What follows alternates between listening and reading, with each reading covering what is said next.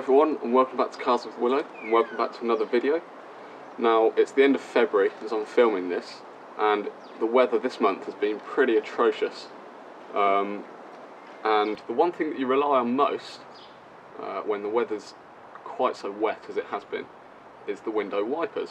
And so, of course, it's just my luck that the wipers decided to pack in a couple of weeks ago. Any of you that have ever driven in the rain without wipers, it's a particularly terrifying experience, but the weather's not dried up at all over the last couple of weeks, and so I've not been able to fix it. But today is the first day where we've had some decent, dry, sunny weather, and so today I'm going to take a look at the wipers and see why they're not working. Let's get started.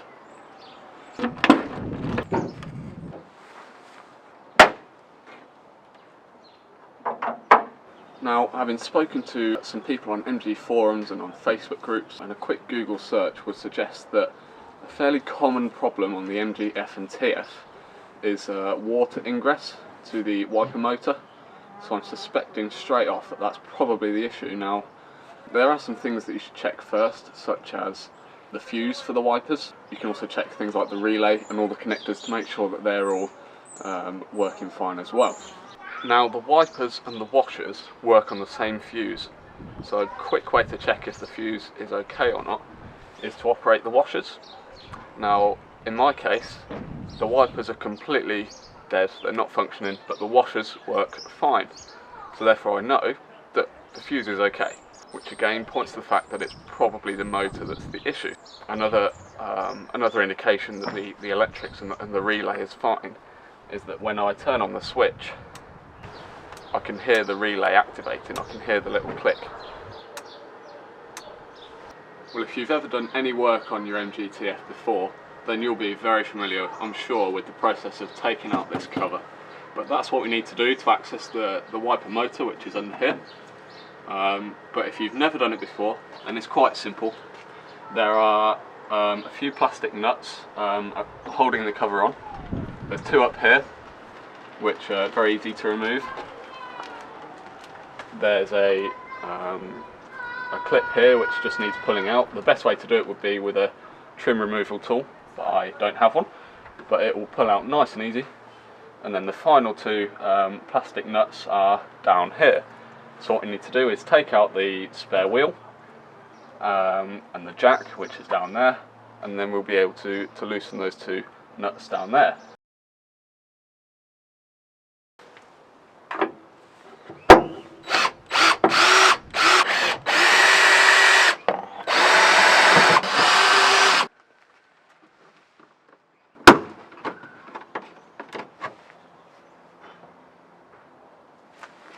When you're taking off lots of little parts like these plastic nuts, one thing that I've seen a lot of people do, and it's always tempting because it's the easiest thing, is to just leave them on the side somewhere like that. But the danger with that is that you'll lose the part, or you'll forget where you've put it, and then it's gone.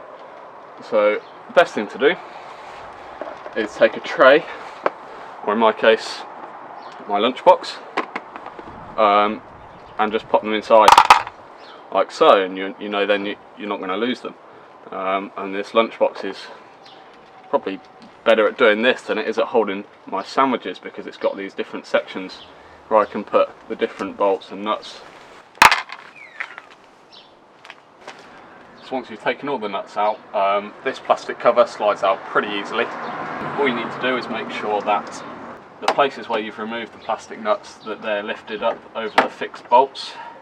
Just make sure they're free, and then the same down here.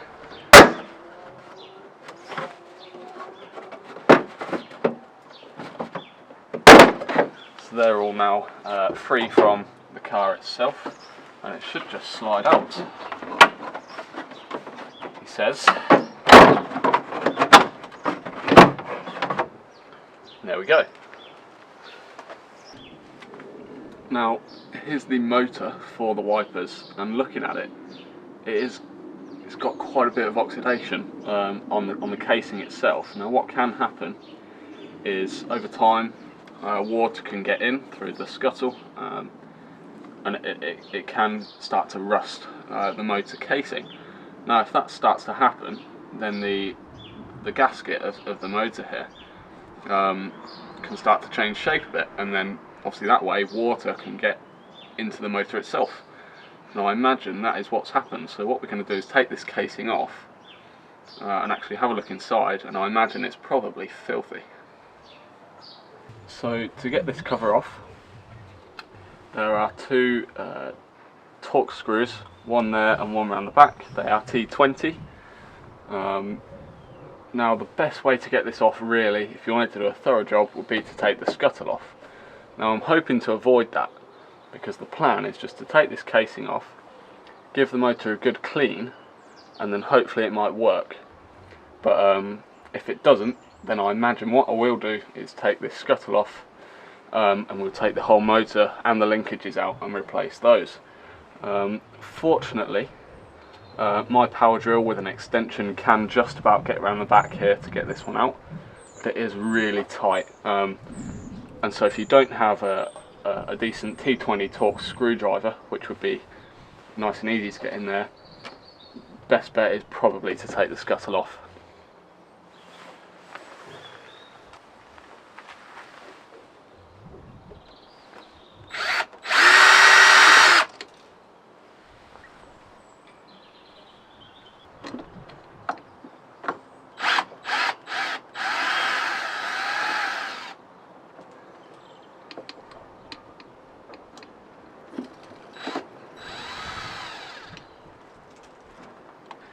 As you're taking screws like this off, you really want to keep a hold of it, because if you drop it and it drops down into the maintenance zone here, you're never getting it again. It's gone. You might as well kiss it goodbye, because you are not getting it back. So keep a good hold of it, put it straight in your lunchbox, and you're good to go. Now that we've removed those torque screws, the casing for the motor should just pull off. There will be some resistance, but that's just because the motor's magnetic, and so is the casing, so there's just a little bit of magnetic resistance.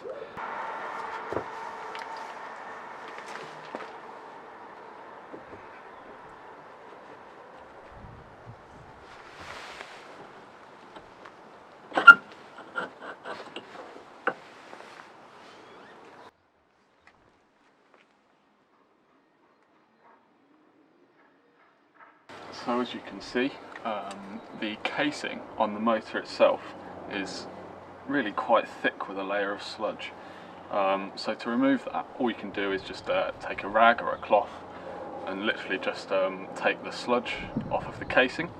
The reason why you need to do that is because the casing is actually a really important part of the motor, because I'm not going to try and explain how a DC motor works because that's above me, but basically the magnets inside the casing are integral to the motor working. So if they're thick with a layer of sludge, then that sludge is going to basically prevent a clean contact with the brushes, and therefore it's not going to work, which in my case was the problem.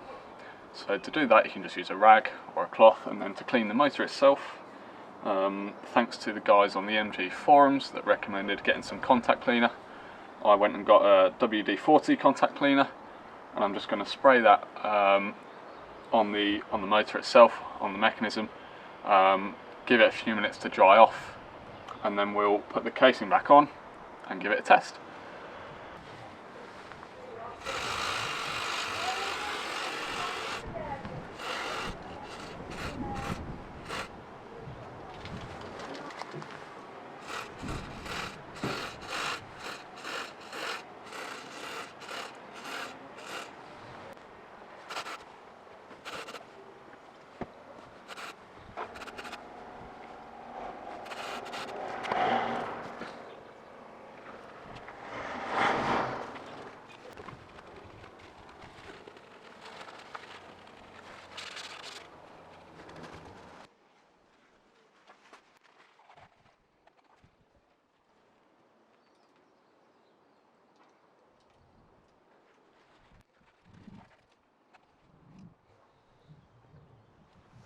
Okay, so as you've seen on camera, I've now cleaned up the casing.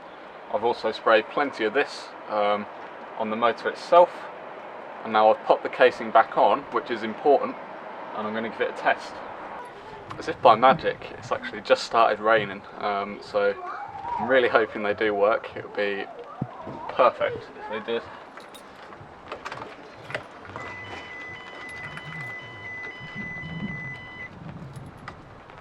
So ignition's on, and there we go.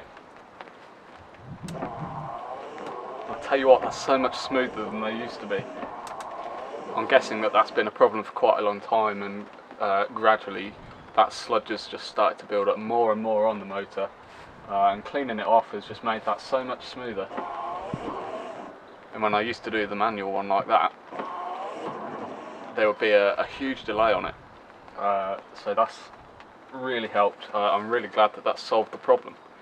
So as you can see, I've now refitted everything into this area in the front, whatever you call it. I'm used to calling it the engine bay, but obviously the engine's over there at the back. But I hope this video has been helpful.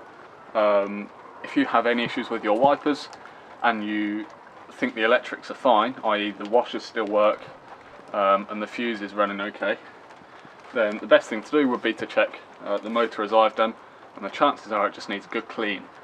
So I hope this has been helpful. If you have found it helpful, I would be very grateful if you could like this video and subscribe. It shows me that you're finding the content useful, and it means that I can perhaps try and pump out a little bit more for you guys. So yeah, I do have a few more videos to come as well, and I'll see you there in the next one. Cheers!